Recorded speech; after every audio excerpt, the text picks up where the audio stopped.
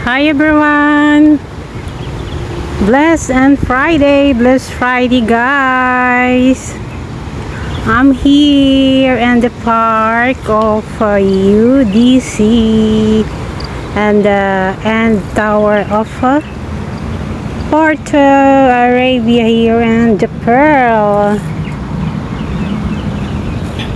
Ayan. At ang aking mga kasama is mga huni ng ibon at eroplano. Oh, sana all. Hindi yan pala Twin Tower. Mag-ina kung baga. Parang sa zigzag, parang Twin Tower pero mas matangkad yung A kesa sa B. So ayan, nakita nyo naman guys, napakaganda ng ating kapaligiran. Kaya ang ating kapaligiran ay ating ingatan kasi yan ay nilikha ng ating Panginoon. So ayan guys, ayan, dito muna ako sa may Linong sa may malaking olives, green olives kasi ang sarap ng hangin, ang lakas ng hangin ngayon guys doon sa sa The Pearl. Sobrang lakas ng hangin talaga sa dagat, hindi ka po makapag-selfie at saka hindi mo may stand yung phone mo kasi nililipad siya ng hangin. So yan, let's go to the other parts. Wait lang, paraanin ko muna yung mga taong dumadaan. So ganyan guys, napakaganda dito. Ang sarap ng klima ngayon guys, grabe, sobrang fresh. Hindi siya yung winter na malamig at hindi na siya hot.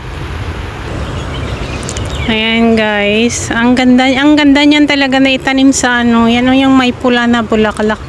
Ang ganda na itanim sa bahay, parang ang sabi kasi ng noon diyan is ng isang security is orchid, pero yung orchid sa atin is yung sa bukid baka orchid na yan dito sa Pangkuan. Kumbaga pag sa manok may native, may 45 days. Ay na naman, Average Bay. Ayan guys, na building. So ayan, alam nyo guys, nakarami na ako ng tanim doon sa balkon namin ng heto yan yung pampahaba ng hair. At saka hindi lang yung pampahaba ng hair pala guys, yung gel niya is hindi ko alam, pero yung iba iniinom daw gamot daw, pero ako hindi ko kaya. So ayan, medyo malapit na ang winter, saka pag sa winter saka ito maasikaso guys dito. Pag summer medyo hinayaan na lang nila kasi siya guys, dry naman, naiinitan. So ayun, ang ganda malaki yung fountain doon, pero ayaw ko pang punta kasi kita nyo naman may init pa siya. So we will see later. Alam nyo guys, so ayan, ang daming olives dito. Mayaman na sa olives ang bansang Middle East. So ayan, kawawa naman itong mga bang tawag nito na yung pampahaba ng hair na aloe vera. Oo, na dry na sila, sayang, ang dami-dami pa naman. So ayan guys, ang sarap naman, ang sarap sana kung lang yan, kung kangkong ganyan. Andito na naman si Mrs. Kangkong Nakakamiss kasi yung mga gulay-gulay ba guys. Alam nyo, nasa probinsya man ako o nasa ibang bansa, kahit matagal pa ako sa ibang bansa, mas pinipili ko pa rin po yung gulay, lalo na yung mga kinilnat, nilaga, ganyan na dahon, ganyan. Gustong gusto ko yung mga ganun guys, lalo na pag dinengdeng. Hindi ako nagsasawa kahit palaging dinengdeng guys. May halo man o wala, may sagpaw man o wala, ganun. Okay lang sa akin. Lalo na pag fresh yung gulay, ay Ang sarap. So ayan, ang sarap ng hangin niya guys. Dito ganito tayo pupunta, napakasarap talaga ng feelings. Ayan. Ang sarap talaga ng feelings pag ganito guys, napaka fresh na air. And mga ibon lang yung naririnig mo. Ang sarap din kumain dito guys. Ang sarap magbaon-baon ganyan.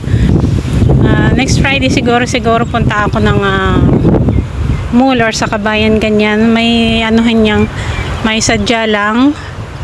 Pero saglit lang. Pupunta pa rin ako sa park. Ganyan, pero kasi the best po ang park guys. Parang habang tumatanda ako is mas pinipili ko yung park na pinag-iistihan kasi ang ganda kasi ng ng klima guys. Pag summer po kasi guys, nasa Egypt ako, and then kung hindi ka nasa loob ng bahay, pag day off mo nasa mall, sobrang init guys. Hindi ka po nakakapunta ng mga ganitong park. Ni park po sa Doha, kahit sa ang dagat ganyan din, wala kasi sa sobrang init, mamatay ka sa init. Ay, ang sarap kunin ang taba-taba niya.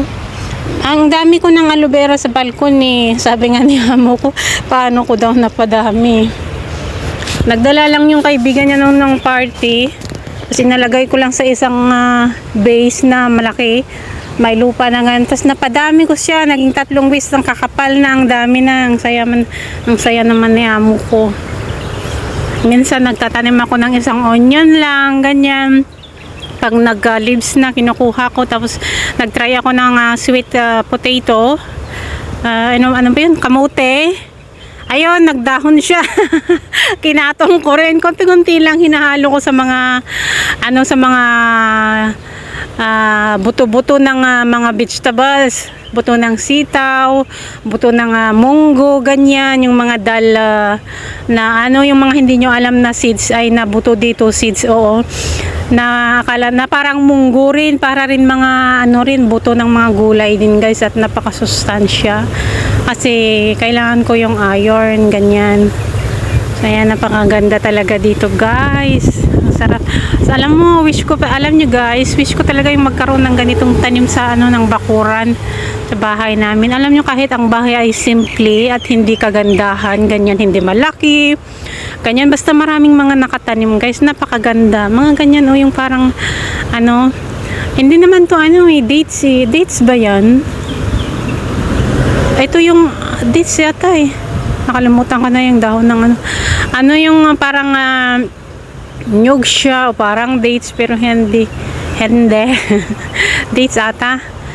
Pero ilang taon ko na itong dinadaanan, wala akong nakikitang bunga na dates Dates ba yan?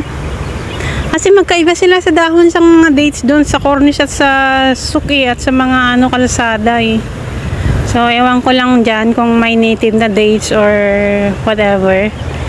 So ayan guys, napakaganda na